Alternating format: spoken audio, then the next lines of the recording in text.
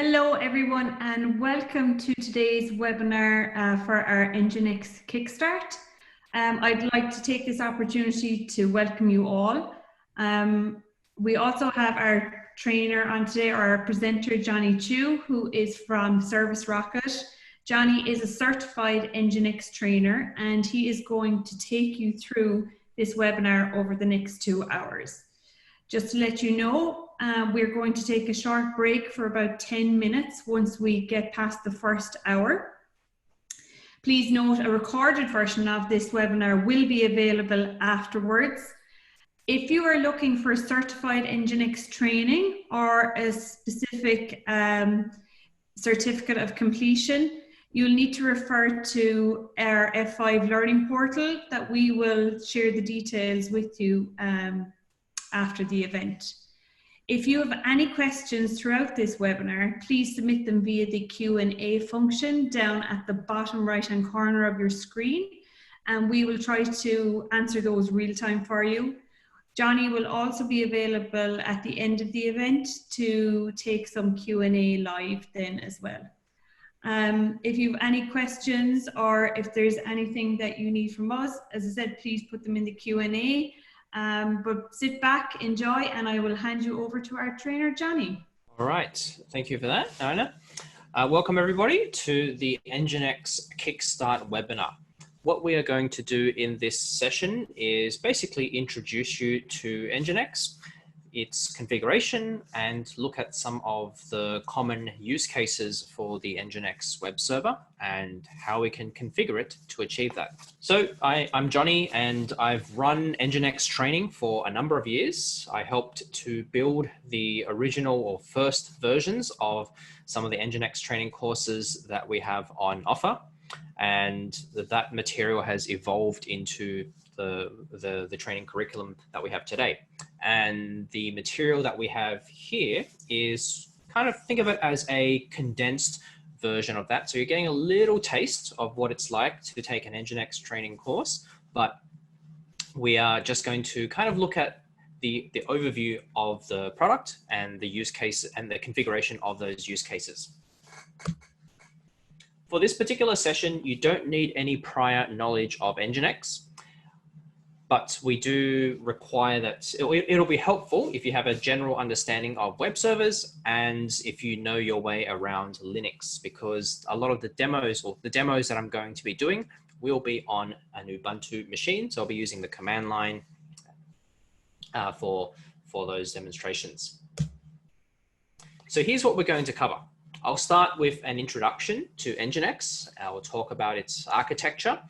And then I will show you the configuration file and the structure, because before we can actually set up NGINX to achieve all the use cases that I want to show you guys, we need to actually understand how the configuration file is organized. Once we know all that, I will show you how to set up NGINX as a web server, how to set it up as a reverse proxy, how to do some load balancing and caching. So that's the 4 use cases that we're going to focus on. I'll show you that at a high level with some demonstrations.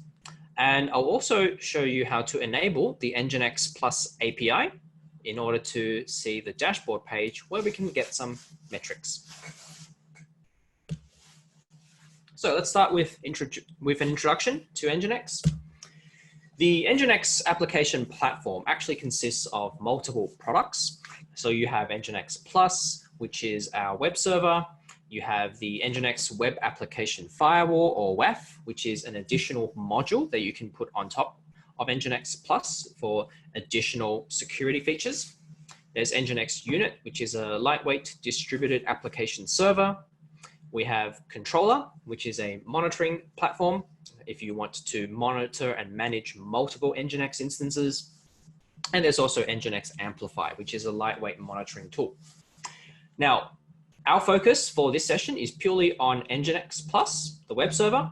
Now, we have 2 versions of NGINX. There is the free open source version and there's NGINX Plus. So we'll see features of both of those. And the 4 main use cases that we're going to go through is to configure NGINX as a web server. And this is where we have NGINX set up to serve some static content, some HTML pages, images, etc. So this is the simplest use case, but not the most common. Most people don't just use NGINX as a web server. They set it up as a reverse proxy. So they'll place NGINX in front of existing application servers, and they'll have NGINX handling the client traffic. So traffic flows through your NGINX reverse proxy, and NGINX works out which application server to send a request to based on details of that request. We can then extend that setup to do some load balancing. As your applications grow and you get more and more traffic, you need to scale the application to meet that demand. So you might find yourself running multiple instances of a particular application. And now you need to load balance your request between these instances. So NGINX is capable of doing that.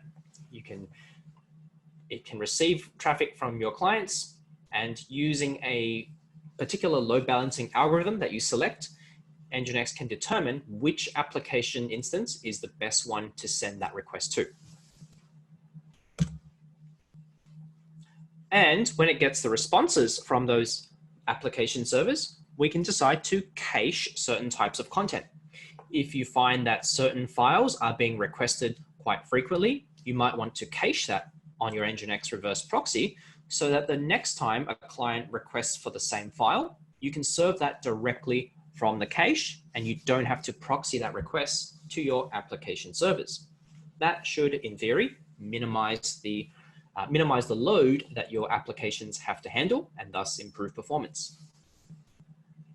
So I mentioned that we have an open source version of NGINX, which is free, and also NGINX Plus. The next couple of slides, we'll just do a quick comparison between the two versions and what features you get. So the main use cases that are highlighted, the load balancing, the web server and reverse proxy, the caching, you can do all of that on the open source version. And you've also got some basic security controls where you can control things like number of connections and the download speeds, etc. But what do we get on top of that when you upgrade into NGINX Plus, which is the commercial subscription version? So with NGINX Plus, you get everything that the free open source version has, and then you have additional features like being able to do session persistence in your load balancing. If you do caching, you have a cache purging API. You've got the ability to set up active health checks to monitor those servers that you are load balancing requests to. There are additional security features. You have extended status and metrics. We'll see a little bit of that in this session where we enable the NGINX Plus API and set up a dashboard page so that we can view those metrics. You have additional use cases like API gateway, Kubernetes ingress controller. There's high availability. There's also key value store, app protect, service mesh, etc. So those are additional features you get on top with NGINX Plus. Let's start with understanding the NGINX architecture. So NGINX has a master process and a couple of child processes. The main one that we're going to be talking about is the worker processes. The master process is responsible for reading your configuration and updating the workers.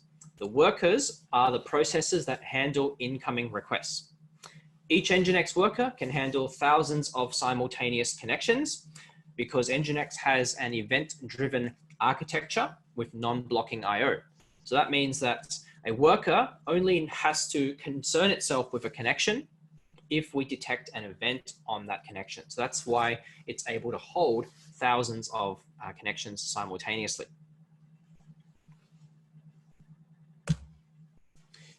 This also means that there is no downtime on the server if we have to update our configuration. Because what happens is when you do an update of the configuration, you tell the NGINX master process to reload. And what happens there is the master process will order the existing workers to shut down gracefully. So those existing workers will finish handling whatever connections they have and then shut down. At the same time, the master process will spin up some new workers to take any new requests moving forward. And those new workers will have your updated configuration. So there's no need to restart NGINX or to shut it down when you just want to update the configuration. And some of the common commands that I'll use include these, or these ones here are not the common ones, but you can do a NGINX-V to check the version. Checking the file syntax can be done with NGINX-T. So I'll show you this now. Let's jump into my terminal. This is my Ubuntu machine where I'm going to do my demos. So NGINX-V, that shows me the version that I've got running. And NGINX-T is to do a syntax check. Now you'll see that and that's because when I want to run that command, I have to elevate my permissions by using sudo. So sudo NGINX-T, and you can see that the syntax is okay. Now the most common command that I'll use throughout this demonstration is an NGINX-S reload. -S means we want to send a signal to the server, to NGINX, and the reload signal tells the master process that we want to shut down the existing workers and spawn new workers with the updated configuration. So every time we make a change to our NGINX configuration, we need to do a reload in order to apply that change. Some other signals we can send include quit if you want to shut down the server gracefully, and stop if you want to do a hard stop. So that's a quick introduction to NGINX. Now, let's understand where our NGINX configuration is and how that configuration file structure is organized. So we start with two configuration files by default. We have nginx.conf and default.conf. You'll find the nginx.conf file inside the etc nginx folder, and the default.conf one is inside a conf.d folder underneath that. Let's go there. So let's change directory to etc nginx, and you can see here's my nginx.conf file, and there's the conf.d folder, and let's go inside that, and there's our default.conf. Now let's open up our nginx.conf file, and let me just go back one level and open up nginx.conf. So here's our main configuration file. Before I show you or explain what these are, let's explain some of the configuration concepts. So in nginx configuration, we have what's called directives. A directive is a statement that controls behavior. Directives are on a single line, and all directives end in a semicolon. So here's some examples of directives. There's a listen directive and a root directive. Then we have what's known as a block. A block is a group of directives encased in curly brackets or curly braces. In this example here, I have a server block. So you can see there an open curly bracket, and then to denote the end of the server, I close off that curly bracket in the end. And inside my server block are the two directives, listen and root. Directives have parameters. Parameters are the values of the directives. So the listen directive can have an SSL parameter if you want to enable HTTPS, or a HTTP2 parameter if you want to allow support for the HTTP2 protocol, or a UDP parameter if you're going to listen for UDP traffic. Different directives will obviously have different parameters you can specify. And then the configuration overall is organized into what we call contexts. And in terms of what it looks like, a context and a block is pretty much the same thing. And this is the structure. So you have your main context at the top. Then underneath that, you have an events context, a HTTP context, and a stream context. Let's jump into the configuration file. So here's my events context. You can see the open curly bracket and closing curly bracket. So context and block, pretty much the same thing. Then we have the HTTP context. here where I'm highlighting. And underneath that, we don't have the stream context configured. Like it's here in the file, but you'll notice how we have a hash in front of every line. The hash basically means that that line is a comment.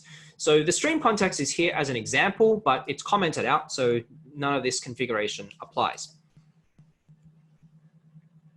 So you can see events, HTTP, and stream. Now, anything that's outside of those blocks, like these 4 lines at the top here, that is part of the main context. The main context has the highest level directives. It controls things like what user we run NGINX under, and you can see here how many worker processes we want to use. By default, it's set to auto, and auto means that NGINX will decide how many worker processes we have by basically running 1 worker process per CPU core on the machine. And that's generally the recommended practice. The events context has directives that control connection processing. So for example, how many connections we allow each worker process to have simultaneously. And the HTTP context has our directives that control how we handle HTTP requests. Inside the HTTP context, we will have our servers, and underneath that, we have locations. We can also have an upstream context as well. Our focus will be on our servers, some locations, and we'll also have a look at upstreams when we do our load balancing. In NGINX configuration, we have a concept called inheritance. And what it means is that directives that are on a higher level context will get inherited by a lower level context unless we define that directive again, in which case the same directive on a lower context overrides the one that's higher. Now that might be a little tricky to understand, but let's try that with this example here. So we have our HTTP context and we have 2 servers. Now the servers are lower. In the HTTP context, we have this index directive. And you'll see that the first server does not have the index directive, which means we will simply inherit the index from our HTTP level. The second server, however, we define the index directive itself and we set it to a different value. And that means that this will override the same index directive from my HTTP context. Now, most directives will follow the inheritance structure, not all. Where you can use a directive itself, in which context you can apply a directive, depends on each individual directive. And as you get more familiar with NGINX, you'll learn to use the directives reference to figure out where a directive can be used. And finally, in the configuration structure, we have an include directive. This tells NGINX we want to include additional files as part of the configuration. If I go back into my config here, look at this HTTP context, and right now I see that there are no servers configured. If you remember that little diagram where I showed you the hierarchy, we're supposed to have servers underneath the HTTP context, but there's nothing in here. That's because we use this include directive instead. We include everything in the conf.d folder ending in *.conf. That means that I define my servers inside additional configuration files. And I will go into the conf.d folder and we can see we have a default.conf file here. If I open that up, this is where I have a server. Now I'll come back to this server very soon. But that is our configuration structure.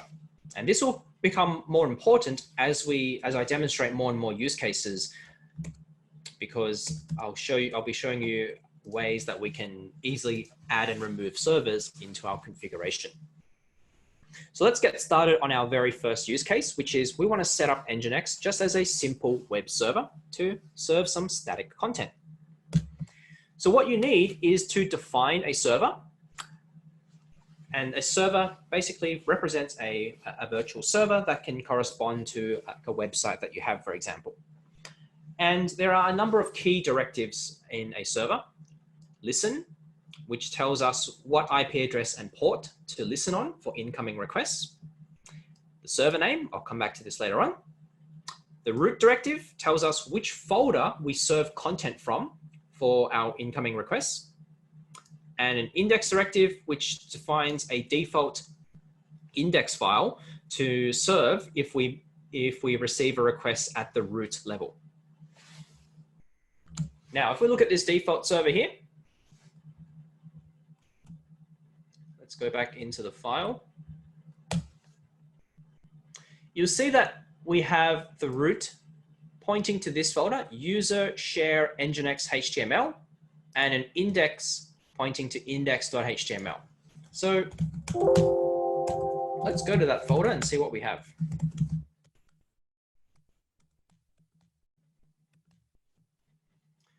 So this is a default folder that comes with the NGINX installation, and you can see there's an index file here. Let's just cat this file. And I have a page that will say, welcome to NGINX.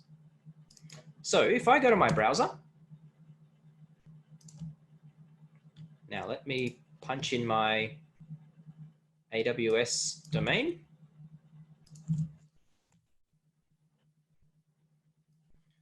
Bring that over here. You can see on the browser there. Oops. So here's my browser. This is my AWS domain. I get this page, welcome to NGINX. So this request is sent to my domain, and it goes through to the machine that NGINX is running on. NGINX picks up the request and passes it over to the server that I've configured to handle that request. And that server points me to this page right here, this index.html page. What if I don't want to use this page? I don't want to serve this content. I want to serve something else. So what can I do? Now, I've got some other content in this folder here.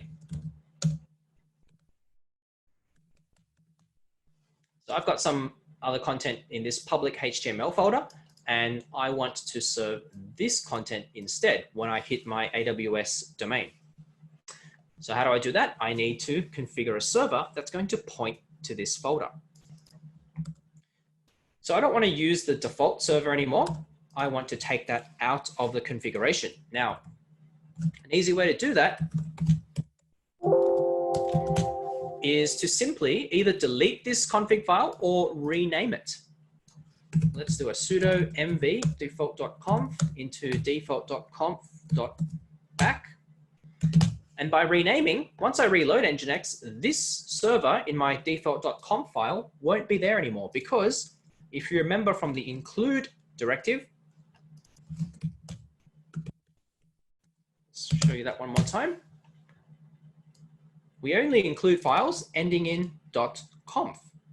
So I simply change the file extension to remove the server.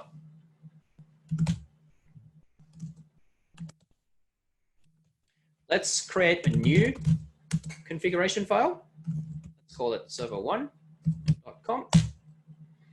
And let's define a server that's going to listen on port 80 for incoming requests. And we have a root folder pointing to home Ubuntu public HTML.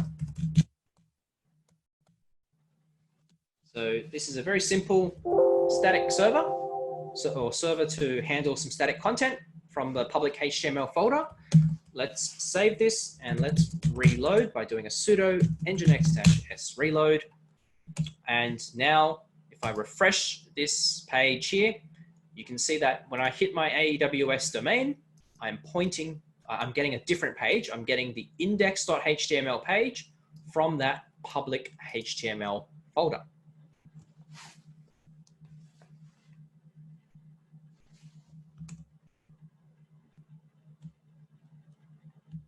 So that's a very simple example, but of course there's a bit more to that. There's a bit more to the configuration that we're going to need. So that's the bare minimum for configuring an NGINX server context to handle some requests. Now, what if we have multiple servers?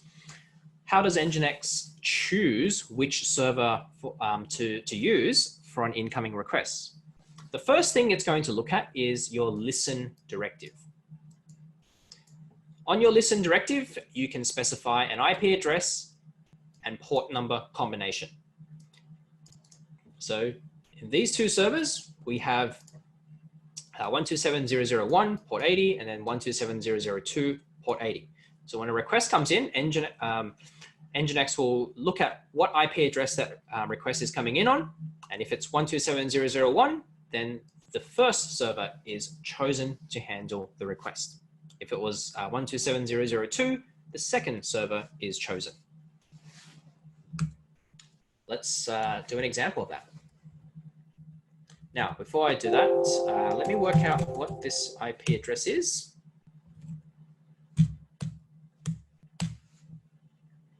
Okay, so I've got this address here, and I'm going to make my server listen on that. I'm going to make one of the servers listen. Now, you notice that I've specified just port 80 right now. If you don't specify an IP address and you only specify a port, then basically it's going to default to 0.0.0.0. So basically all the IP addresses. But let's be a bit more specific now. And then as a comparison, I'll put in a second server here that's going to listen on 127.0.0.1 port 80.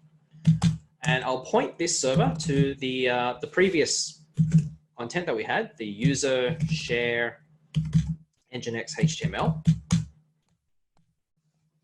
And then when I make my requests, the content that I get will tell me which one of these servers was chosen to handle the request. So let's save and reload. Now I'll go to my browser and I'll hit this AWS domain, which should translate to that 172 IP address that we saw. And you can see here, we have the same content. So this is the NGINX core training class page. So it's home, Ubuntu, public HTML. So I know that the first server was handling that request. Now, what if I use curl on this terminal here? Curl localhost, and what I still get the same page here. Content is served from home, Ubuntu, public HTML. So localhost translates into that internal IP address that I have ifconfig, that 172 address. But I'm going to change things up now. I'm going to move this address. Just go back to port 80.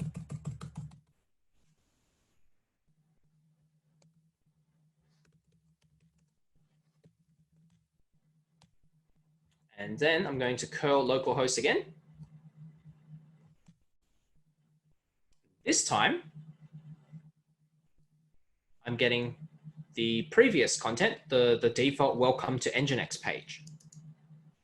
So that tells me that it was the second server that was chosen. Now that's because the localhost will get translated to 127.0.0.1. And because this server is listening on that specific IP address, NGINX gives this server higher priority because the first server is only listening on the port. So if you can match a specific IP address, that will have priority in terms of server selection. So this slide here illustrates the server selection process based on the listen directive. So if example.com translates to an IP of 192.168.1.10, and we make a request for example.com port 8080, then that's going to be handled by the first server because we have a match based on the IP and port. The next two requests will be handled by the second server because we have a matching IP and port because it's port 80. And same with the fourth example.com one. Once we translate that to the IP, that matches the second server as well because it's listening on that IP. The server at the bottom there is only listening on port 80. So it handles requests from basically all IP addresses, but if there's a server listening on a specific IP, that has a higher selection priority.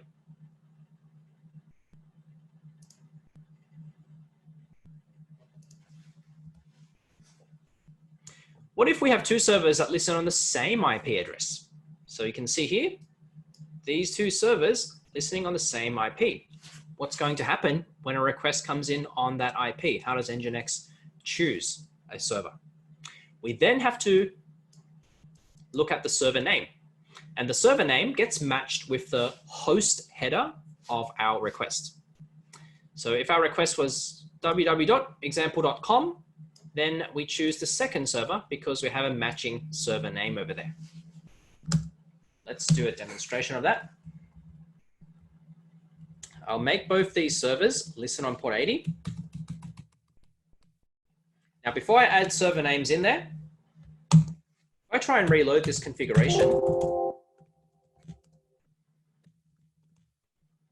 we get a warning message. So the reload was successful, but the warning message is telling me that I have a conflicting server name because I've got two servers listening on the same IP and port and no way to distinguish between them. So I need to define some server names now. So I'm going to go in and specify server name, and I'm going to use my EC2 domain as the server name. So let's do that. Let's grab my domain.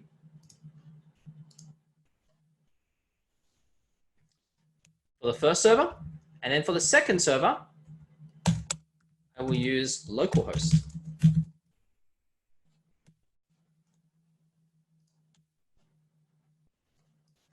So I'll use that as my second server, and let's save this and reload.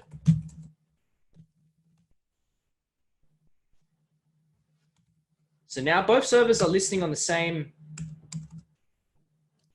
IP and port. If I send a request from my browser, because this is my domain, this is the host header of my request, NGINX will pick my first server to handle that response because it matches the server name.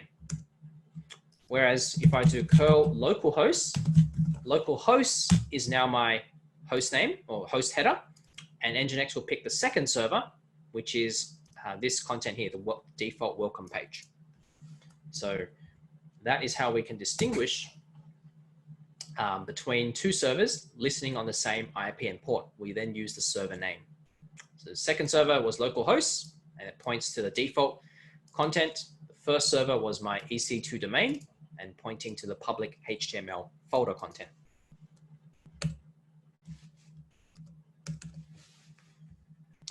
Server names can be matched based on an exact string, which is what we had, but you can also do matches with leading wildcard, trailing wildcard, and regular expressions. And this is the selection order. So an exact match always has the highest priority, and then followed by leading wildcard, trailing wildcard, and regex. So here's some wildcard examples. You have a trailing wildcard on the first server, example.star, and you've got some leading wildcards, star.example.org, star.org.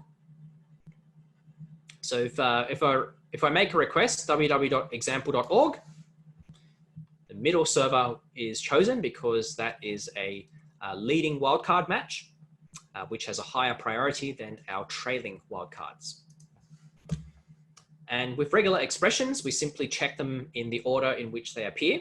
So if we make a request for www.example.com, the first server will be picked because we match the regular expression on the server name there, and then we don't check any further ones.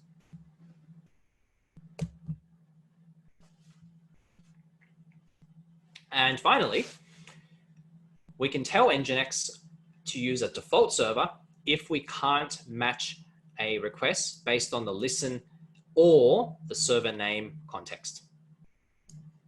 So, or the server name. So here you can see that all these servers are listening on the same IP. So what if a request comes in and we can't find a matching server based on the server name? Well, we simply use the default server, which is marked on the listen directive. So this is one of the parameters that we can specify on the listen directive.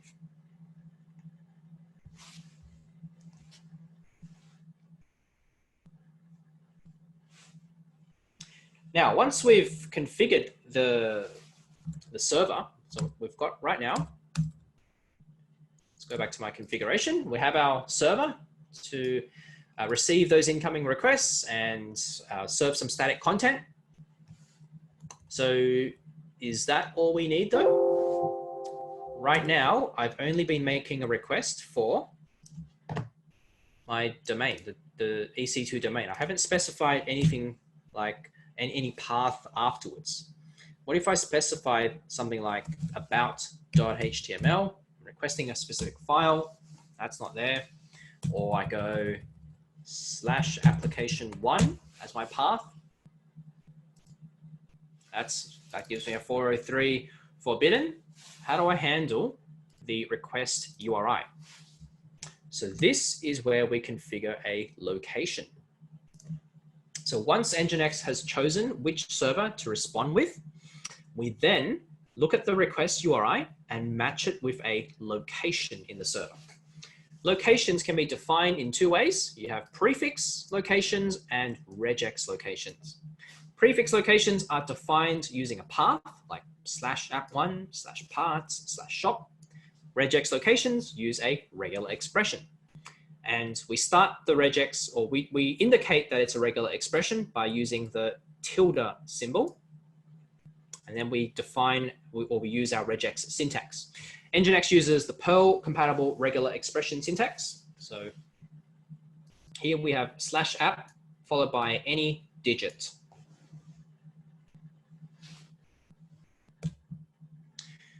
So to denote a regex syntax, you have tilde. And if you have a star, that means we do case insensitive matching. If you just have a tilde, it means you do case sensitive matching.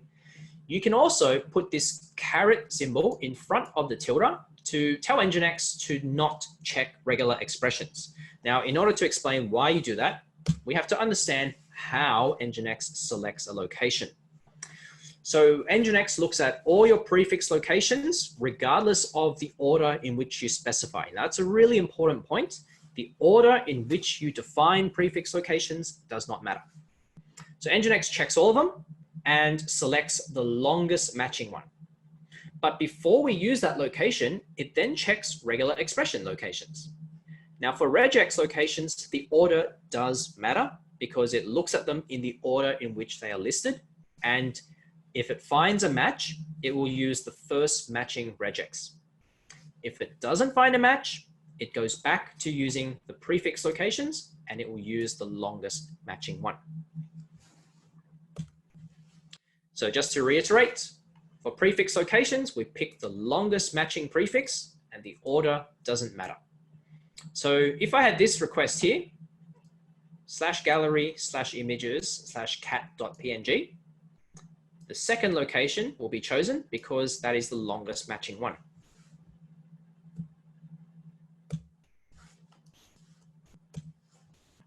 But if we have this configuration, we have the same request, /gallery/images/cat.png. If we have this request here, we will pick our second location because this is our regular expression location and it matches my URI. So this regex here, .* is 0 to more occurrence of any character. So that matches the /gallery/images/cat. The /dot here is an actual dot. So this slash is an escape. So we have an actual dot and we have PNG. So that's regular expressions. So if we had this configuration, our URI being /app1/index.php, /app1 is our longest matching prefix location. So NGINX will check the prefix ones. So here's one prefix that's not very long. And then here's /app1. We pick the location, but there we have a modifier in front of it. This modifier tells NGINX to use this prefix location as soon as it has been selected and to ignore the regular expressions. So NGINX will straight away use this app1 location and it won't check the regular expression ones. Whereas in this example here, we don't have the modifier anymore. So although /app1 is our longest matching prefix, because we don't have the modifier, NGINX will go on and check the regular expressions. So we have a regex location here. This will match our request URI. And so hence this location will be used. But once we pick a location and use that, what exactly does NGINX do? So you can see that all these locations are nothing inside them. And if there's nothing inside a location, you don't actually need to define that. Let me show you what I mean. So I want to access the content. I have a lot of static content underneath public HTML. I go to the folder. Go home, Ubuntu, public HTML. So I've got quite a lot of content underneath. I have like a application 1 folder, application 2 folder, shop folder. Let's see what's inside application 1. I've got this HTML file, so I want to access this. To access this, all I have to do is append the path to my domain. So I can go /application1 /app1.html, and that gets me this app1.html file. If I cat this file, you can see that's the content, and that's what I'm serving right now. /application1 /app1.html. So the behavior with our root path is NGINX will take the request URI, in this case, /application1 /app1.html, and it will append that to the root. Now the root of our folder for this server is, just go back into my config file. The root is home Ubuntu public HTML. So we append that /application1 /app1.html, and that gives us the exact path to the content that we are requesting for. So there's no issue accessing the content there. The problem arises when I try just application 1. This results in a 403 forbidden, because application 1 is a folder, and by default, NGINX does not allow you to access a folder directly. When you access a folder, NGINX will try and serve an index file in that folder, but we haven't got one here.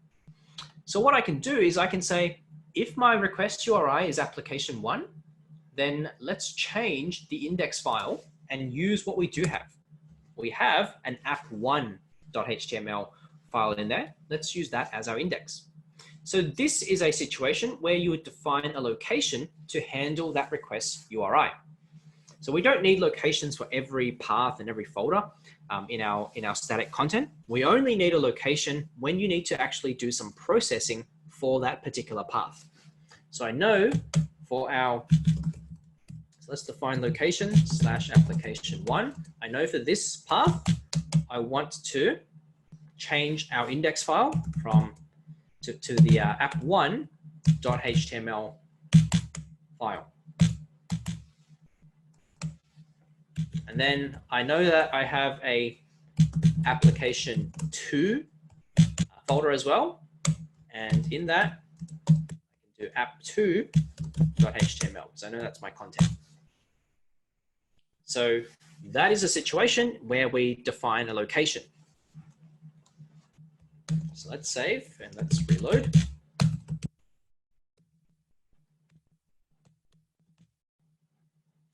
I just go up one level. You can see there, application 2.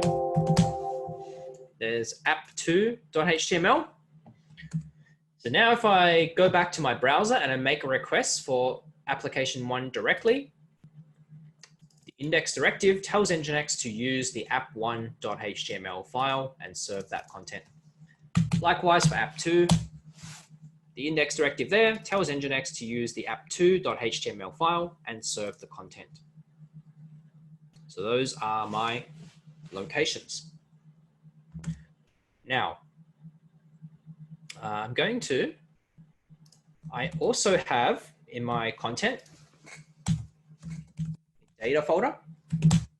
And in this data folder, I've got some images that I want to serve. So again, some static content, some image. It resides in this data images folder, logo.png. Now, in my application, people request for images by saying images logo.png, but this results in a 404 not found because by default, we know that we take the request URI and we append that to the root directive of the server. Now, the root directive of the server is pointing to the public HTML folder, and this set of content here is not underneath that folder. It's underneath a totally different folder. So what I'm going to need to do is go back to my configuration and change that. So to handle the images URI, I'll define a location for it. And in this location, we'll define a different root path. So the root becomes /data. And here we go back to the concept of inheritance in the configuration. So the root of the server, the home Ubuntu public HTML, this gets inherited by the first two locations because we did not specify a root there. But in my images location, we specify a root with a different value. So this root directive in images overrides the root directive at the server, but only if the request is handled by this images location. So by defining that, if I now made a request for images followed by logo.png, you will find that we append that into the root. So root becomes so the folder becomes, or the path becomes /data/images/logo.png. Let's try that.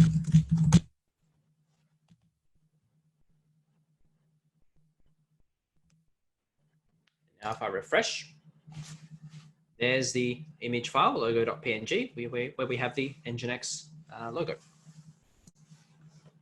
So that's some of the directives that we use for handling static content.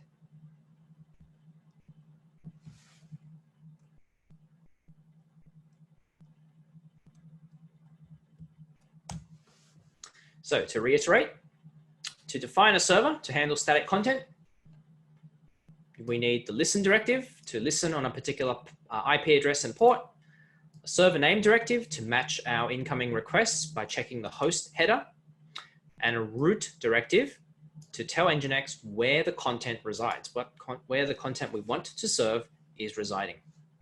And if we need to change the way we process certain paths in our URI, we define a location to match to those paths and then put in additional directives like the index directive again, or we put in the root directive to change where we go for that content.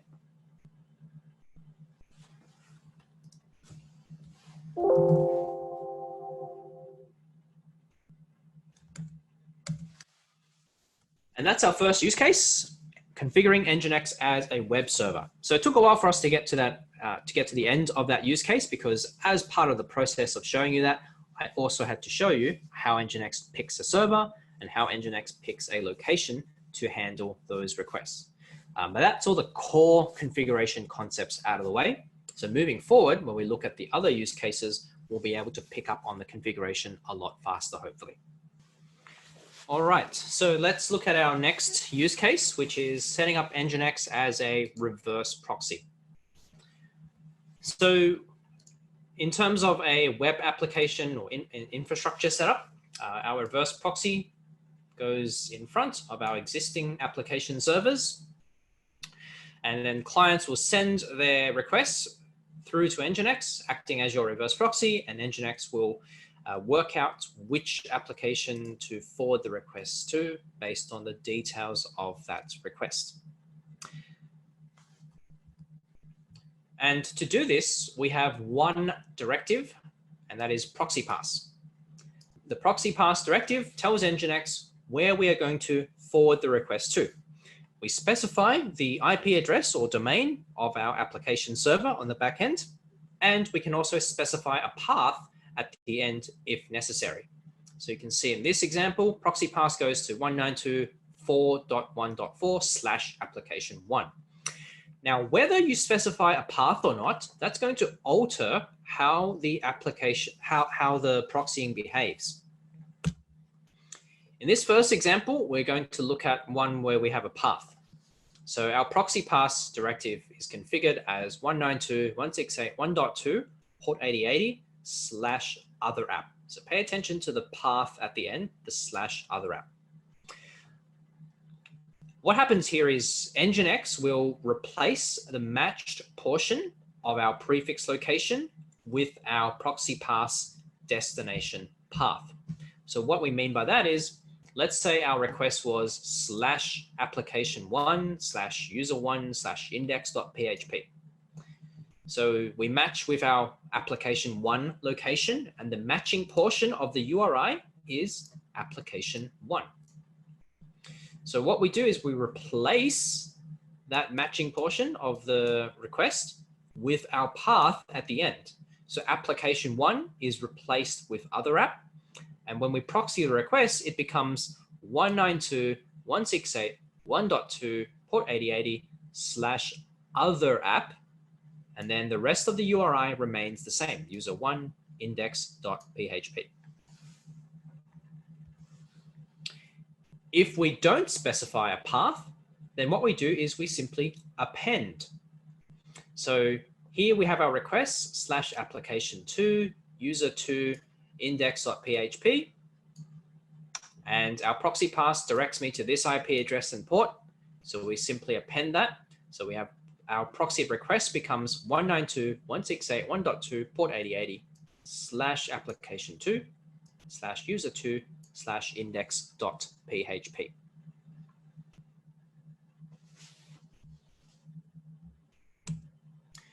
Let's set up some examples. Okay, let me go back to our server 1 configuration. Well, actually, before I do that, what am I going to proxy to? So I have a Tomcat server up and running in this address here. Let me just bring that up. Open a new tab. This is my domain for the Tomcat server. So you can see here, this is the default Tomcat page, and I can access these other pages by clicking on this link here. And that goes to the documentation on that server, etc. So what I want to do is, instead of being able to access this AWS URL directly, I want to go through NGINX, acting as the reverse proxy. So I will grab my configuration of server1.conf, and let's get rid of that second server there. Just delete that. So what I want to do is I want to proxy to our Tomcat server. Now, I'm going to define a location.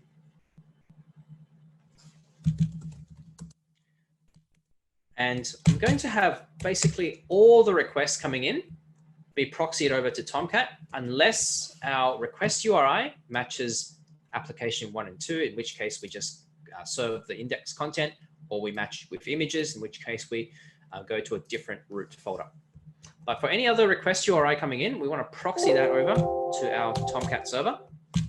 So in this /location, I will do proxy pass, HTTP, and my domain is this address here, port 8080.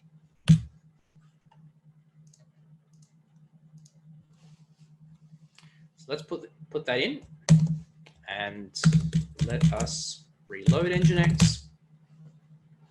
Now let's make a request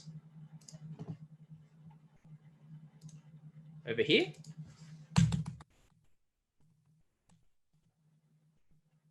Refresh that, and you can see I've been proxied over to the Tomcat server on the back end. And that hides the actual address of my Tomcat server. So this is my domain here, whereas the actual domain of our Tomcat server is this address. But by going through a reverse proxy, I'm able to keep that hidden.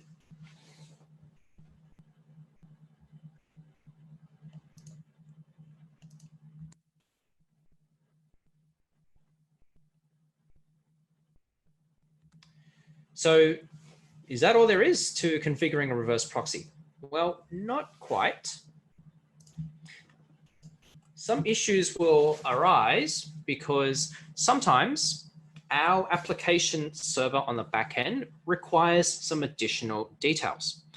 We might need to know what the client's IP address was. And the problem with that is when NGINX acts as a reverse proxy, it takes the incoming client requests and it establishes a new connection with the upstream server, in this case, Tomcat. It establishes a new connection there and sends the request through on that new connection. Now, the problem with that is by doing so, NGINX will redefine the host header of the request, and that host header becomes whatever your Tomcat domain is. So that could be a problem because when the request gets through to Tomcat, Tomcat will look at it and your application will look at it and say, oh, the host header is the tomcatserver.com, whatever it is, instead of like what your application instead of what the user entered on their browser. We want to retain that, and we also want to know what the user's IP address was. We don't want to know. We don't want our application to see that the requests came from our NGINX reverse proxy. So what we have to do is set a couple of headers. The proxy set header directive allows us to redefine our request headers. And what we want to do is take the host header and set this to $host. We take the X real IP header and set it to remote address. Now these, what we have here are called variables. The host variable gives us the host name from the host header. It gives us the value of the host header of the client's request. Remote address gives us the value of the client's IP address. And then we also set the X forwarded for to this proxy add X forwarded for variable, which will basically add each IP address into the request as it passes through layers of reverse proxies. Now, to illustrate these, I'm going to do something a little bit different. So rather than get into the Tomcat server and manipulate things there, I'm going to create a mock application server, which is going to act as our backend. So I'll go back one level here. So we have a server 2. Let's pretend this is our backend. Let's go into that. Let's see what we've got. It's a sample app, and if I go there, there's an index file. So let's use this as our backend server and pretend. So what I'll do is I will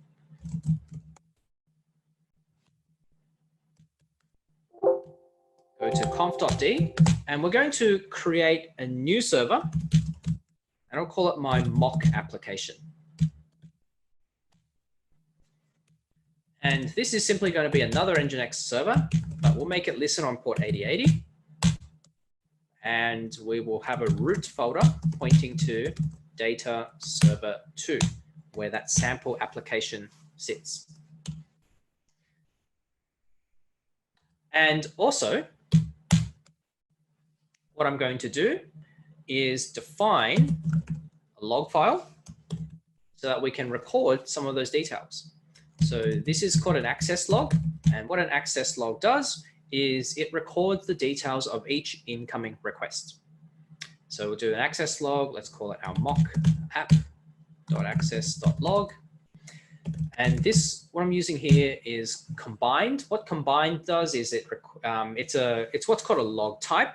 And the combined log type will record things like the client's IP address, the request URI, and other timestamp of the request, and also the user agent string. So let's do that, and let's then go into our server 1 config, and we'll tell NGINX to proxy to my mock application. Now I'll keep the Tomcat proxy going with our first location, and with our application 1 location, I'm going to change this and tell this one to proxy to HTTP localhost port 8080/sample app. So when we match our application 1 URI, we proxy over to our second server running on port 8080 and the sample app folder in there, which should load up the index file. So let's reload this.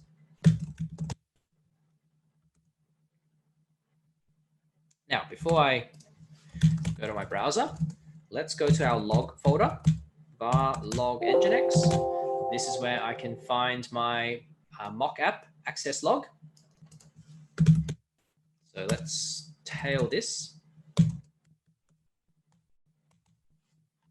And let's go to my browser and put in /application1.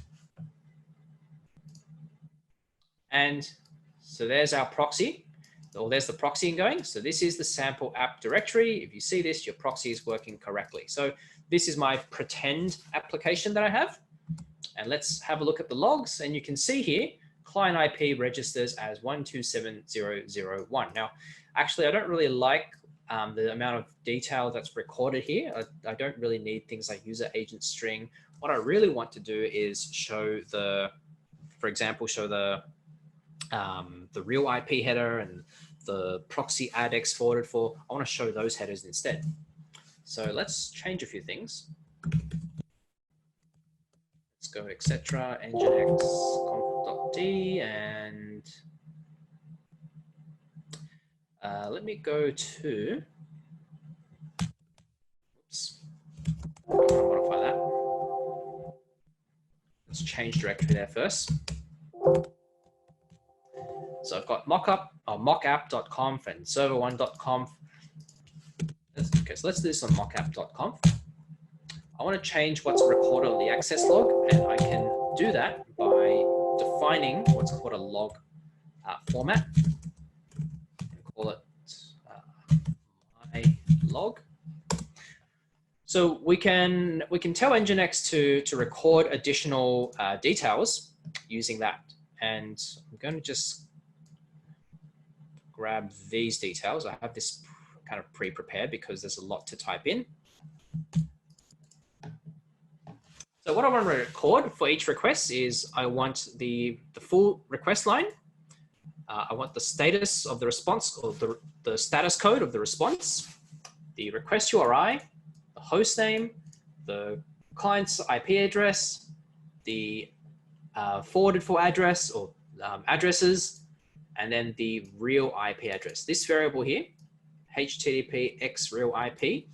In NGINX, you can access any HTTP request header by using the variable HTTP underscore followed by the name of the header. So I want to record that, and I'll just change the access log to use that format.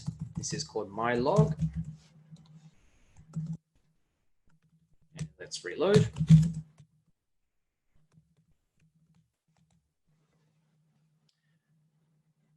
So let's try this again.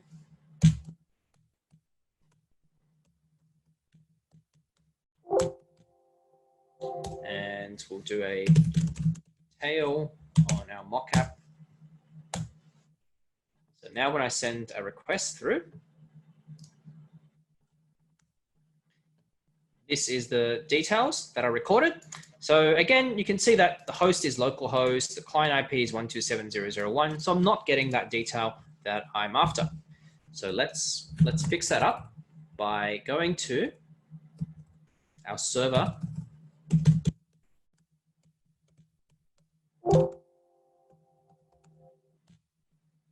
And let's add in those set headers.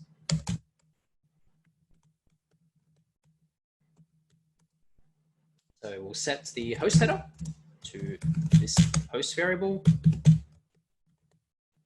I know we haven't talked much about variables, but we do cover variables in more detail in our actual NGINX core training course, along with log files. We'll set the xreal IP header to remote address. This variable gives us the client's IP address. And finally, x forwarded for set to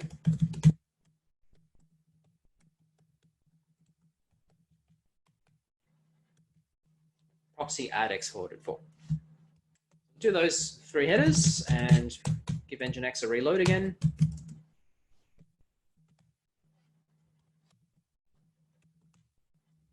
And let's tail our access log one more time.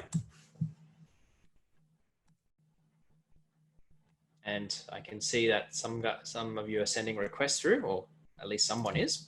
But let's send one here. And there's my request. So now you can see the difference. Now we have our, actual host, EC2, 54, etc. Client IP stays the same, but real IP is where I can get the original client's IP address. And then proxy IP, you can see that we have the client IP followed by 127.0.0.1, which is our NGINX reverse proxy. So now my application has better details to work with in order to handle the request. That finishes our reverse proxy configuration. The next use case we'll look at is load balancing. So for load balancing, what we do is we define an upstream block where we list out a group of servers that we want to proxy the request to, and then we use the proxy pass directive to send the request to that group. And then NGINX will use a load balancing algorithm that we choose to determine what server to send the request to. So this is what it looks like. You have your upstream, give it a name, list out the servers, and you can list them by domain name and IP address and the port number as well. And then you do your proxy pass and point to the name of the upstream. Let's set this up. So we'll have less and less slides now. I'll try and focus more on just the demo aspect instead of going through so many slides like what we did in the first hour. So let's, well, first of all, before I can load balance between any servers, I need some actual applications on the back end. And again, I don't have an actual, I've only got the one Tomcat instance. So instead of load balancing that one, what I'm going to do is do some mockups. So I have here in the data, 3 mockup backend applications, backend 1, 2, and 3. All of them have a index.html file, which will basically say this is backend 1 or 2 or 3. So we're going to mock the 3 backends as our application servers. Let's go to our etc nginx conf.d folder and let's create a file for mock. Let's call it mock backends.conf. So basically we'll just define 3 servers. First one on port 8080. Route pointing to backend 1. And we'll repeat the same thing for the other 2, but obviously we listen on a different port. So let's make the second one listen on 88.1 and have its route pointing to data backend 2. And then again, third server, make that listen on 88.2 and a route pointing to data backend 3. So there are 3 servers that we're going to mock up. Let's reload this. And here we have a warning, conflicting server name. So now I've got 2 servers listening on the same IP address and port. Now that's going to be my, that's this one here, listening on port 8080, as well as my existing mock application server, which is also listening on port 8080. Now, what I can do is just remove the mock-app server by renaming that file, sudo mv mockapp to mockapp.back. So simply by renaming that, I can take it out of the configuration. So now we reload, and let's go to our backends. Well, let's go to our server 1 config where we have our reverse proxy. And let's put in our load balancing first by defining an upstream. Call it my servers, and we'll list the 3 servers. I'll use the IP address. So 127.0.0.1, port 8080.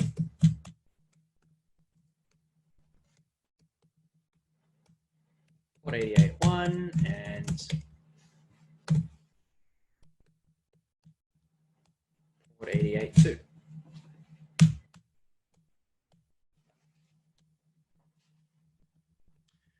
So there's my 3 servers, and in my server down here, instead of proxying to our Tomcat server, I'm going to proxy to HTTP my servers.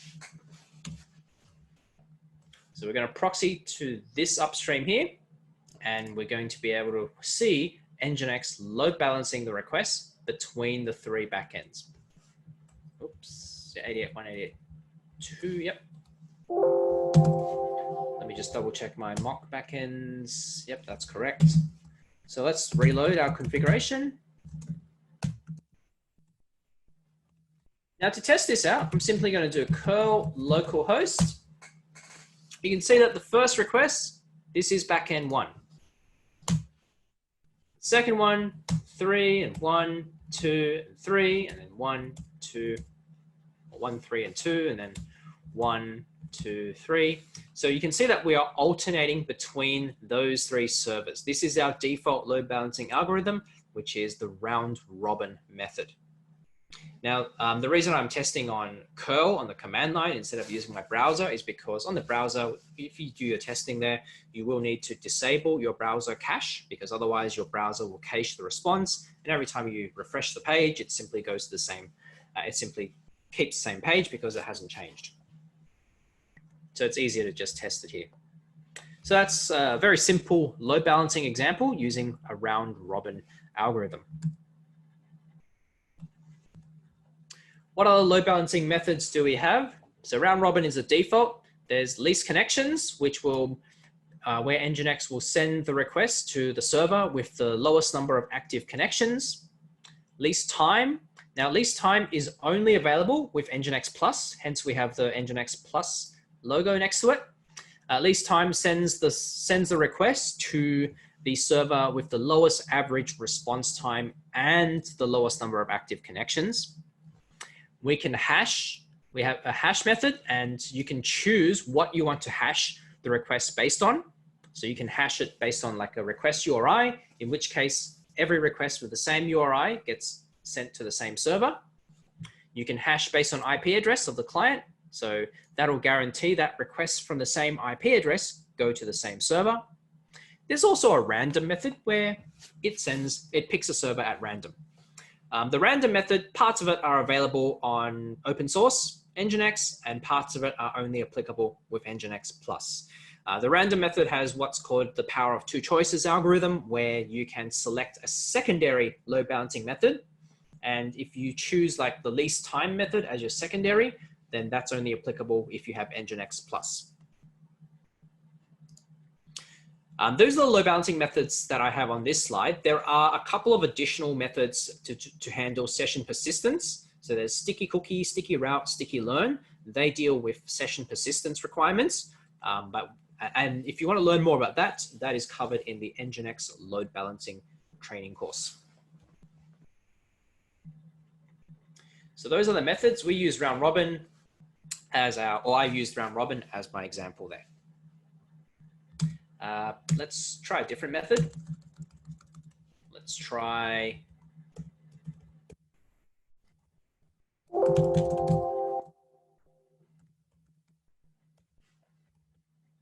Let's try the hash method. So I'm going to hash using the SURI as my hash key.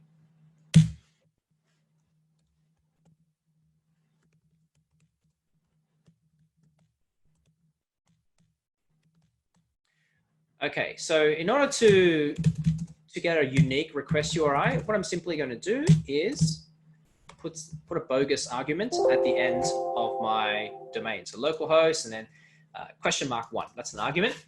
So the request URI for this is /?1, and this is mapped to backend 3. So every time I have the same URI, you'll see that it goes to backend 3 every single time. But if we try something else like 676, well, that's also backend 3. Let's have a go at 45.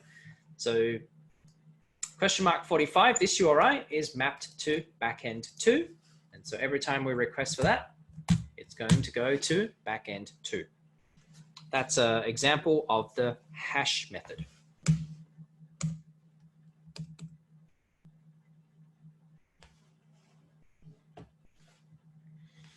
And that's load balancing.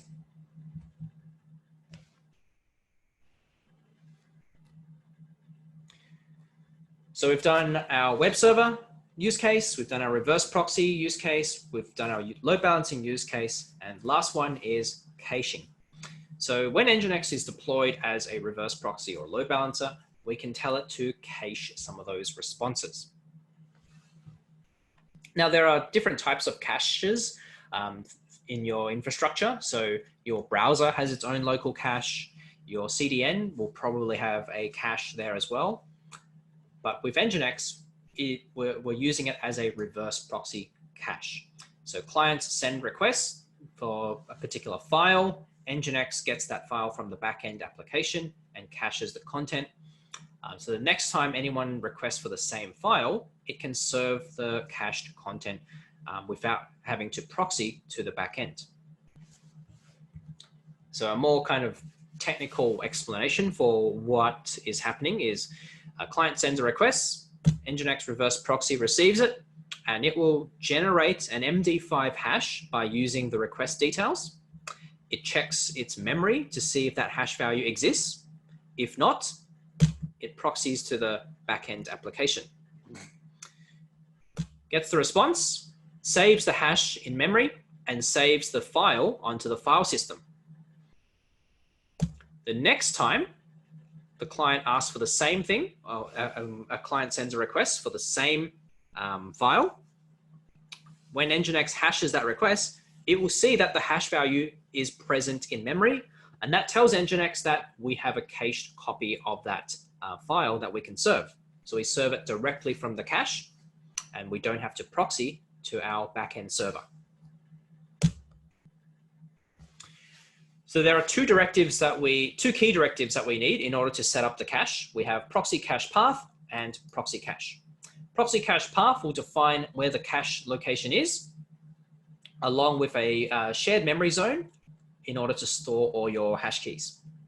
We can also configure how long we cache that content for and how much disk space we want to use at a maximum level. So here's the proxy cache path example. We specify the folder. This levels parameter specifies the folder structure. So 1:2 means we create a 2-level folder structure with 1 character being used on the top level folder and 2 characters on the bottom level. The characters come from the hash key. So you can see there, the top character here, C, is the last character on the hash key. And then the second level folder, 29, that's the second, the previous 2 characters, and the actual hash key is the cached file. This is a full example. So proxy cache path is defined in your HTTP context, and then we have the location where we do our proxy pass, and we also specify the proxy cache. So by specifying this in the server, this will be inherited in the location, And so we specify we want to use the cache. This here, upstream cache, matches the name upstream cache in our key zone. Key zone defines the memory zone where we store our hash files, or our hash keys. So let's go and set this up. Now, let's sudo vim server1.conf. Let me get rid of that hash method. So proxy cache path. I'll use the data NGINX cache folder. Levels equals 1:2. Key zone, we will call it my cache, and allocate 20 megs for the memory size. Then I can say that the max size is going to be 5 gigabytes in terms of how much disk space we want to use. And I'll also put in inactive equals 10 minutes. Now what that means is if a file in the cache is not accessed after 10 minutes, we will delete it. So that's our proxy cache path. Now, where do I want to apply the caching? So I've got two proxies going on here, one going through my load balancer and one going to my application one, where it's like doing a proxy pass to that sample app. Now I want to cache both sets of content. So what I'm going to do is I'm going to say here, we'll do proxy cache and specify my cache. So this will be inherited by both these locations, which do the proxy pass, and we're going to tell NGINX that we want to cache the response. If I was to say, just put this into the first location here, then I would only be caching responses to the my servers upstream, or from the my servers upstream. But I want to cache both. So we'll do proxy cache. And the other thing you can configure is what you want to use to generate your MD5 hash. And that's done by using the proxy cache key directive. And I want to use the scheme of the request, the host header, and also the request URI.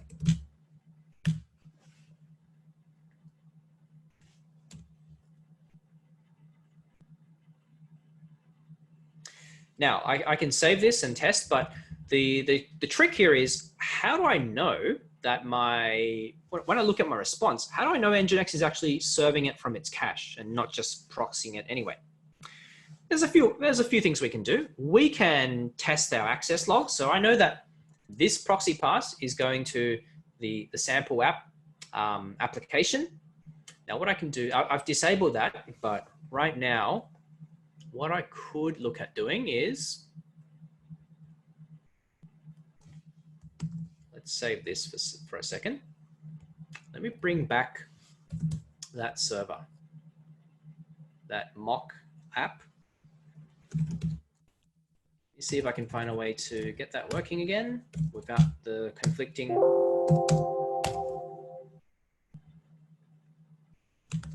Okay, so listening on port 8080, and let's say that the server name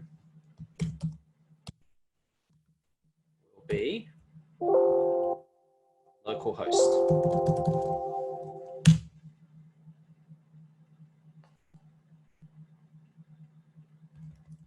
No, the server name should be the actual domain that I'm using on my browser. You can actually have multiple server names. Let's do both. Let's put in EC2. So that's the domain that I put in on my browser, and then that's the local host.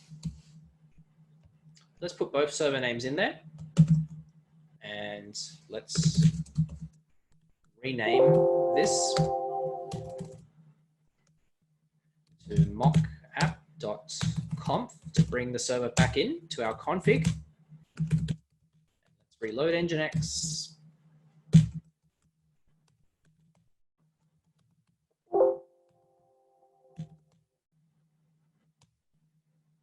I've got invalid parameter max size. Okay, let's fix that.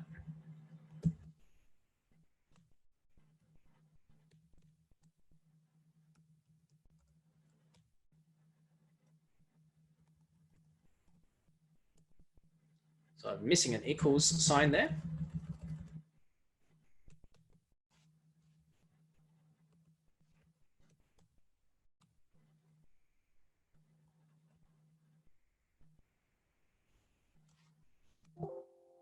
Reload again. Okay, so now let's quickly just test out my access log.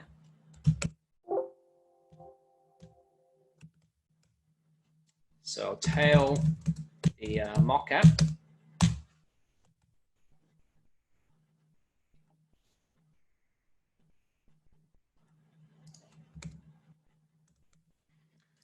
So I'll go here and I will give this a refresh. So you can see there, it's recording. And if I hit it again, there's my next entry.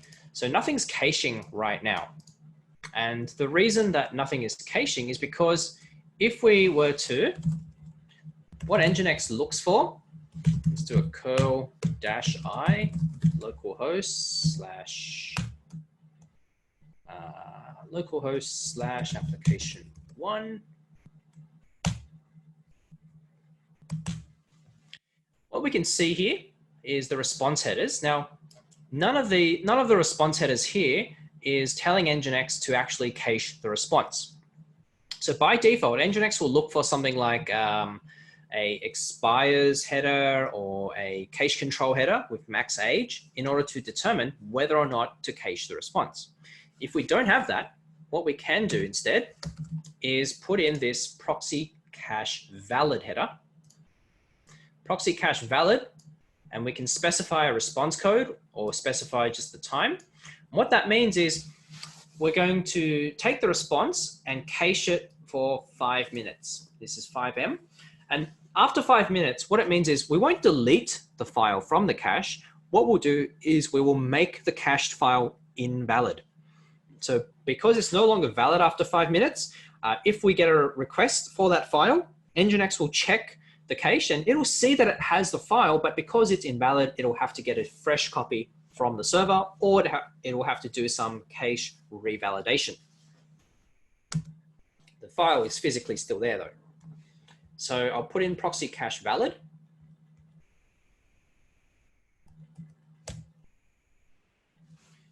I need sudo vim etc nginx conf.d server1.conf.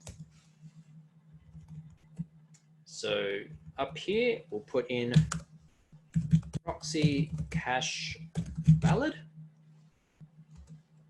5M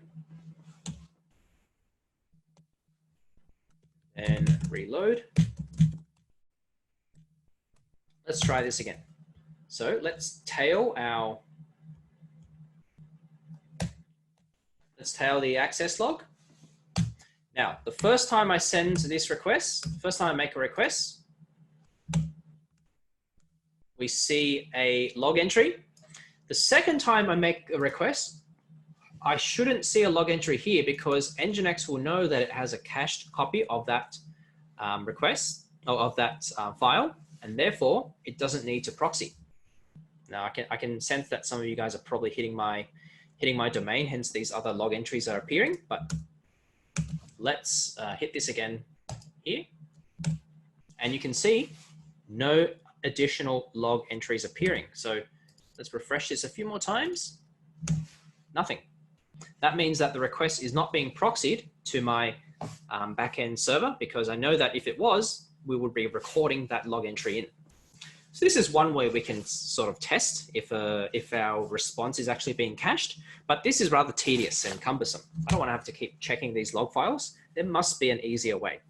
And yep, what I'll do is I'm going to do this little trick where we will add a header into the response, and we'll add a X proxy cache header and use this upstream cache status variable. This variable will tell me whether or not the response came from the cache or not. Let's reload. Now I don't have to do that stuff with monitoring the log file. I can do a curl-i localhost /application1. And the X proxy cache tells me that we have missed the cache for this particular request because we grabbed localhost /application1, generated our hash key, and it wasn't there. But the second time I do it, because we have a cache copy of that, you can see X proxy cache hit. This tells me that the response came from our NGINX cache and that we did not have to proxy to the backend. So that's a cleaner method. That's our caching use case. Now, the last thing that we'll do is I'll show you how to set up the NGINX Plus API or enable the API and set up the dashboard. So there's a couple of directives we need. We have the API directive, a zone directive, and we need to make sure we can access the dashboard. And there's a few ways we can ensure that. The NGINX Plus REST API does come with Swagger documentation. The Swagger folder is inside the user share NGINX HTML folder. So as long as you make that folder accessible through your server, you can access the Swagger UI. And to enable the API, we need to have a location with /API as its path, and we put the API directive in there. You can also put write access on the API directive, which will allow you to do things like add and remove servers to your upstream. And it's wise to also put an allow and deny directive so that you only allow requests from specific IP addresses. You don't want to be allowing basically anyone to make a request.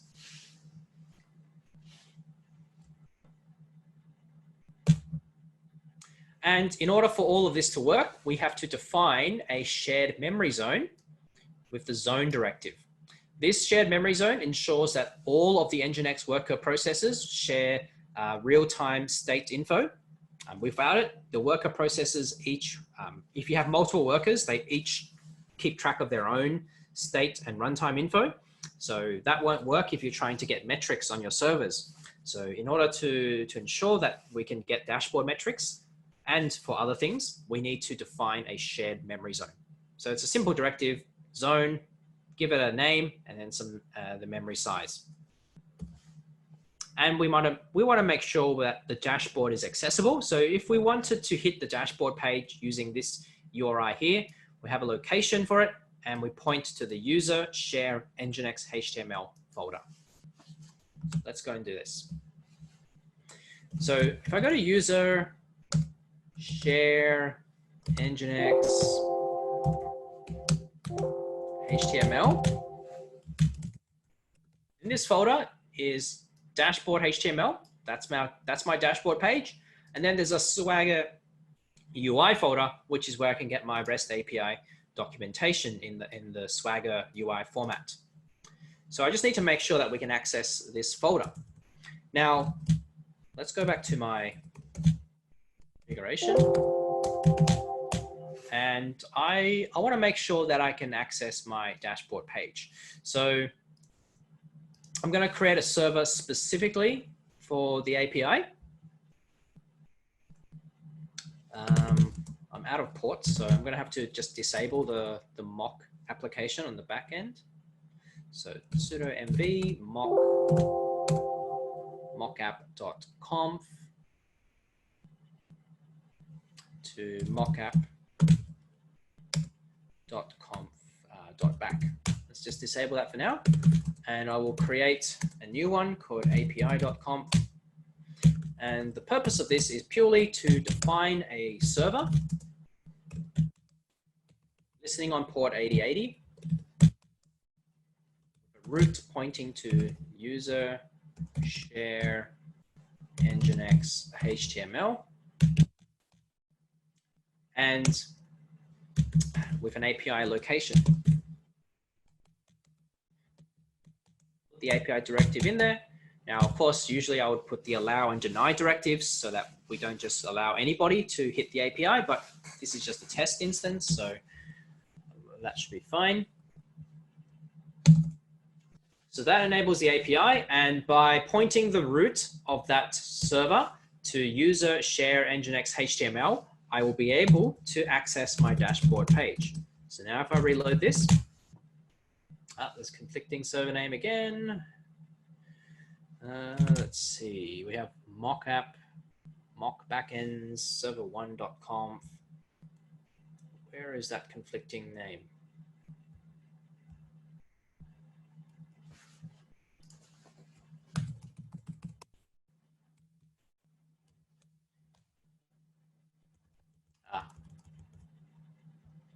These three upstreams. If this should have been 88.1, 2, and 3. Let's change those. Okay, now let's reload again. Okay, so let's hit our dashboard page. Let's point to port 8080/dashboard.html. And here's our NGINX Plus dashboard page. Now you can see we have a tab to highlight our caches. There's the My Cache. And this is another way that you can monitor whether traffic is being served from the cache or not. So you can just make your requests, and let's try that. I'm going to minimize this a little bit.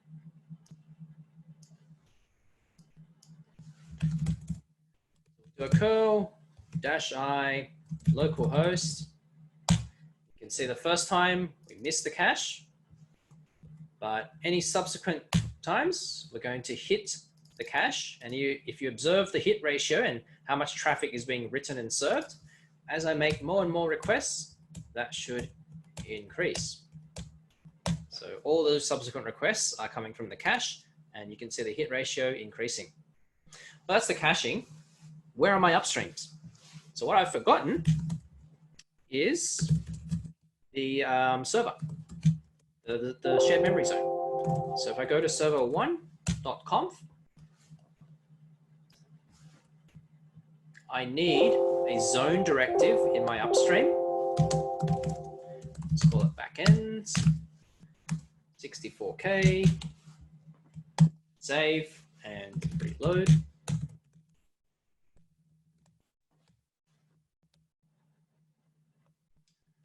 So now you have HTTP upstreams here, and you can see there's my 3 backend servers, 127.0.0.1, port 8080, 8081, 8082. And as I send requests to them, actually, I've now made a mistake. I realize I need to change these ports because I changed them on the other config file. So we want to make sure that's the same.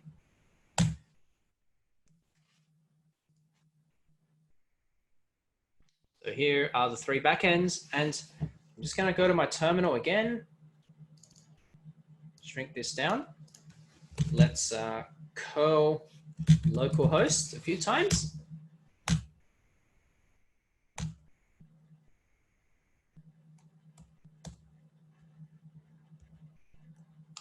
Hang on, we're not load balancing. Curl localhost. Let's check the config one more time. That's my servers, location. We're doing a proxy pass there. So we should be proxying to those 3 servers.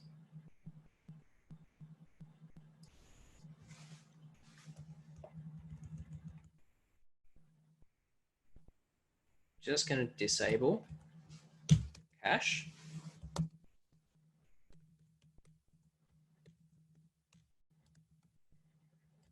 Let's curl localhost one more time. There we go. So now we're getting the load balancing going once more. And you will see that as I send requests through,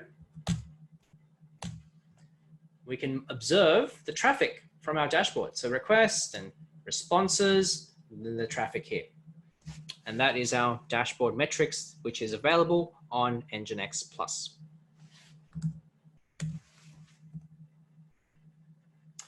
And that's our 4 use cases along with the NGINX Plus API. So that takes us to the end of this NGINX intro. If you want to learn more of what we've covered today in more detail and you want some exercises to do, we have an NGINX core training course that you can participate in. So you can check your Learn F5 portal for that course and enroll in upcoming sessions. You'll go through a similar set of content to what we have today, but in more detail, and you'll have exercises to work through to kind of solidify your knowledge. And then from the Learn F5 portal, there are additional training courses. There's load balancing, there's a course on caching, there's a security one as well. So that's to further your NGINX education. But that brings us to the end of the session. So I'll leave another 10 or so minutes for any additional questions, and then that'll be it. So thank you guys and enjoy the rest of your day. I'll just check for questions now along with the rest of the panel. Yeah, guys, if anyone has any additional questions or needs clarification on anything that you asked throughout the session, please feel free to add them to the Q&A in the chat, and we can get Johnny to answer some of those live for you now. Okay, so someone has a request to see the Swagger UI. All right, so to see the Swagger UI, all we need to do is point to the Swagger UI folder. And this is the REST API Swagger UI documentation. So you can see all the API endpoints and what you can do with those endpoints. So the common one that we often use, we do this in the NGINX core training, is we go to HTTP and then also HTTP servers, or where's that? Upstreams. So HTTP upstreams, so we can get a list of all the upstream groups, and also the HTTP upstream servers, which will allow you to get a list of all the servers that you have. So you can see that it's all documented here.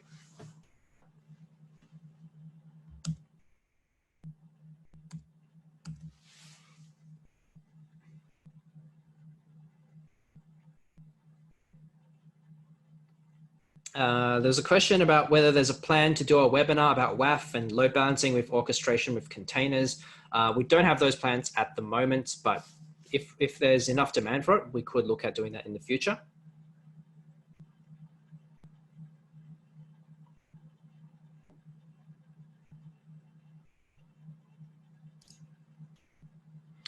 Is there a GUI available? Yes, but not with NGINX on its own. You will need NGINX controller.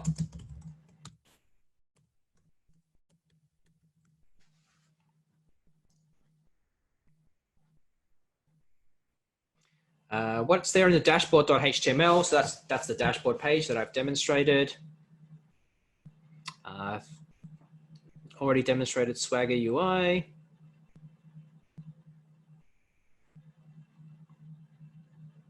Any NGINX certification out there? There's no formal certification at this stage. If you take NGINX training, we'll send you, like, we'll include like a certificate of participation for those training courses, or certificate of completion. So if you can register that, but there's no kind of like formal certification at this stage.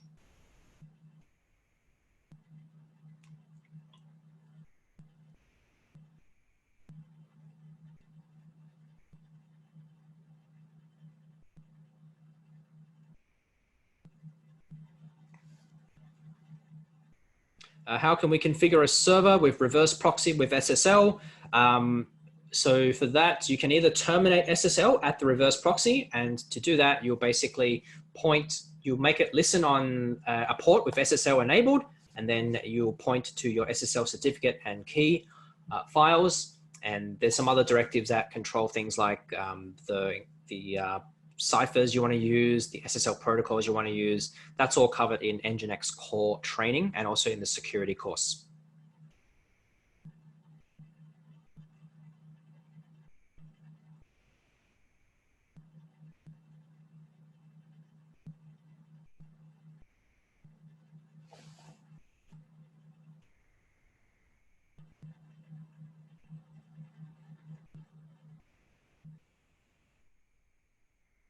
Is there a cost to the training? Yes, the training courses do have a cost. To check that, to check the cost, you can have a look at the course catalog in your Learn F5 portal, or just send us an email through the evaluations@nginx.com, and someone can point you to the right course for your requirements, and then also let you know more about the cost details.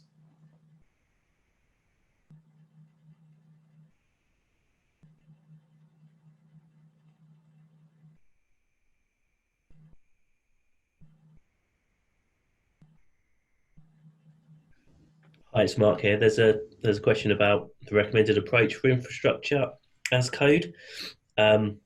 We support all of those options, so Terraform, Ansible, but we actually publish an Ansible collection for all of the NGINX options. So that's probably the best bet.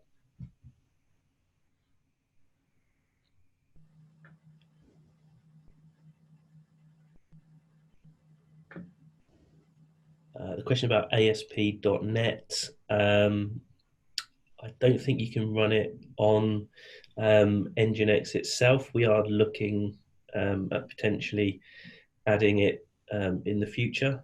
But for now, you'd probably just use NGINX as a reverse proxy in front, doing caching to optimize the performance.